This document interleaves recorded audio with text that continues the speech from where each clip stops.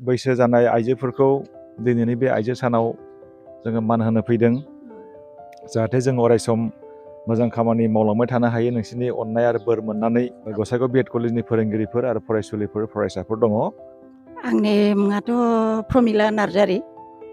आइजोफ्रानो जोंनि बोरगिरि, आइजोफ्रानो जोंनि मेगन बेखेवगिरि, आइजोफ्रानो जोंनि फोरोंगिरि आरो बेनि थाखायनो साफ्रोमबो उन्दै उन्दै गथ'फ्रा बिमानि खोथाखौ खोनासंनांगौ, बैसो जानाय आइजोफोरनि खोथाखौ खोनासंनांगौ आरो गासिबो आइजो माहारिखौनो मान होनांगौ। औ बे खोथायाथ' नंगौ सैथो। जोंनो गथ' गथाय खांनायाल' जोंनि हिनजावफोरनि खामानि नङा।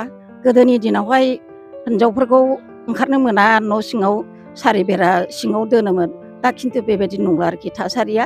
जों जेरैबो सिखिथ' जाबाय जेला असिखिथ'फोरखौहाय जोङो बोरै बोरै मा खालामनांगौ, गथ'फोरखौ मारै फोरोंनांगौ, स्कुलाव माबायदि थिनहरनांगौ, स्कुलनिफ्राय फैनानै मा बोसोन होनांगौ, फरायनाय लिरनाय हमवार्क हरनाय माबा माबि खामानिफोरखौ जोङो नायबिजिरनांगौ आरोखि।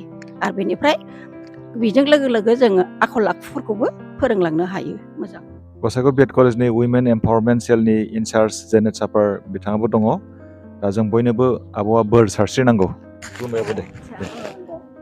गिबि गिबियावनो आङो जोंनिनो गसाइगाव बिएड कलेजनि गोरायुं फंबाय अजित बर'नो आङो गोजोन हामलायनाय होबाय आरो लोगोसे गासिबो फोरोंगिरि लोगो गासिनोबो बिनानाव फंबाय बिसोरनोबो आङो आंनि गोजोन हामलायनाय होबाय आरो आंनि बिएड कलेजनि फिसौफोर, फिसाफोर, फिसालाफोर बिसोरनो आङो गासिनोबो आंनिफ्राय अननाय आरो मोजां मोननायखौ जासिबाय।